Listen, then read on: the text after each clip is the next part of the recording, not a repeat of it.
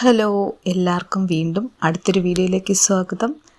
ഞാനിന്ന് വന്നിരിക്കുന്നത് ഒരു സ്വീറ്റ്സിൻ്റെ റെസിപ്പി ആയിട്ടാണ്. നമുക്കെല്ലാവർക്കും സുപരിചിതമായ ലഡു ഇഷ്ടമില്ലാത്തവരാരും കാണില്ലല്ലോ അല്ലേ?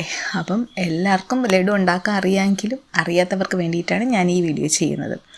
അതുപോലെ ഈ വീഡിയോ കാണുന്ന എല്ലാവരും ഞങ്ങളുടെ മിഡ് പോയിൻ്റ് ഹൗസ് എന്നുള്ള യൂട്യൂബ് ചാനൽ സബ്സ്ക്രൈബ് ചെയ്യാത്തവരാണെങ്കിൽ ദയവായി ഒന്ന് സബ്സ്ക്രൈബ് ചെയ്തേക്കണേ.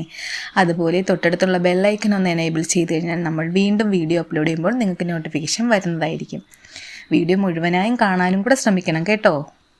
ലഡു ഉണ്ടാക്കുന്നതിന് വേണ്ടിയിട്ട് ആദ്യം നമുക്ക് ബൂന്തി തയ്യാറാക്കണം. അതിനായിട്ട് ആദ്യം മിക്സിംഗ് ബൗളിൽ 2 കപ്പ് കടലമാവ്, അതായത് 180 ഗ്രാം, ഞാനൊരു മെഷറിംഗ് കപ്പ് ഉപയോഗിച്ചാണ് അളന്നെടുക്കുന്നത്. നിങ്ങളും അതുപോലെ തന്നെ എടുക്കാൻ നോക്കണം കേട്ടോ. ഷുഗർ 2 കപ്പ്, അതായത് 450 ഗ്രാം. ഇത് രണ്ടുമാണ് ഇപ്പോൾ നമ്മൾ മെയിനായിട്ടും എടുക്കുന്ന ഇൻഗ്രീഡിയൻസ്. ഇനി ഒരു വിസ്ക് ഉപയോഗിച്ച് കടലമാവിലെ കട്ടകളെല്ലാം നന്നായി ഒന്ന് പൊടിച്ചു കൊടുക്കാം. അതല്ലെങ്കിൽ ഒരു അരിപ്പ ഉപയോഗിച്ച് അരിച്ചെടുക്കാവുന്നതുമാണ്. ഇപ്പോൾ കടലമാവിലെ കട്ടകളെല്ലാം ഞാൻ നന്നായി പൊടിച്ചെടുത്തിട്ടുണ്ട്. ഇനി ഇതിലേക്ക് 1/4 ടീസ്പൂൺ ഉപ്പ്, ഒരു പിഞ്ച് ബേക്കിംഗ് സോഡ ഇട്ട് കൊടുക്കാം. ബേക്കിംഗ് സോഡ ഓപ്ഷണലാണ്, വേണമെങ്കിൽ മാത്രം ചേർത്താൽ മതി.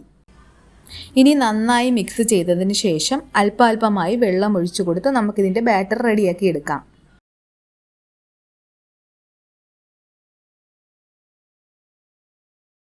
ഇതാ കണ്ടില്ലേ, ഇതേപോലെ ദോശമാവിൻ്റെ പരുവത്തിൽ വേണം ബാറ്റർ റെഡിയാക്കി എടുക്കാൻ. അടുത്തതായിട്ട് ഡീപ് ഫ്രൈ ചെയ്യുന്നതിന് വേണ്ടിയിട്ട് ഒരു പാനിലേക്ക് നമുക്ക് ആവശ്യമായ സൺഫ്ലവർ ഓയിൽ ഒഴിച്ചു കൊടുക്കാം.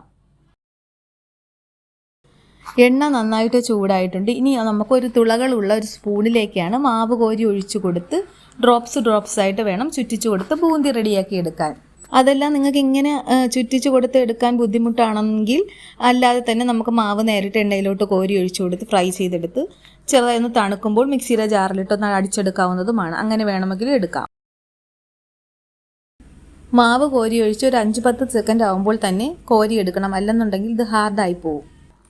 അങ്ങനെ ഞാൻ എടുത്ത മാവ് ഫുള്ളും എല്ലാം ഫ്രൈ ചെയ്തെടുത്ത് ബൂന്തിയാക്കി എടുത്തിട്ടുണ്ട്. ഇനി അങ്ങോട്ട് മാറ്റി വെച്ചതിന് ശേഷം നമുക്കിതിനേക്ക് വേണ്ടിയിട്ടുള്ള പഞ്ചസാര പാനി കച്ചിയെടുക്കാം. പഞ്ചസാര പാനിയാക്കുന്നതിന് വേണ്ടിയിട്ട് ഒരു പാൻ അടുപ്പിൽ വെച്ചിട്ടുണ്ട്. ഇനി ഇതിലേക്ക് നേരത്തെ എടുത്ത് വെച്ചിരിക്കുന്ന 2 കപ്പ് പഞ്ചസാര ഇട്ട് കൊടുക്കാം. ഇനി ഇതിലേക്ക് 1/2 കപ്പ് വെള്ളം ഒഴിച്ചു കൊടുക്കാം. ഇനി പഞ്ചസാര തിളയ്ക്കുന്നത് വരെ നന്നായിട്ടൊന്ന് ഇളക്കി ലയിപ്പിച്ചെടുക്കണം. പഞ്ചസാര എല്ലാം നന്നായി ലയിച്ച് തിളയ്ക്കാൻ തുടങ്ങിയിട്ടുണ്ട്. ഇനി നമുക്കിതിലേക്ക് ബൂന്തി ഇട്ട് കൊടുക്കാം. ഇനി നന്നായി ഒന്ന് ഇളക്കി മിക്സ് ചെയ്തതിന് ശേഷം സ്റ്റൗ ഓഫ് ചെയ്യാം. ഇനി ഈ സമയത്ത് വേണമെങ്കിൽ ഇതിലൽപ്പം യെല്ലോ ഫുഡ് കളർ ചേർത്ത് കൊടുക്കാം.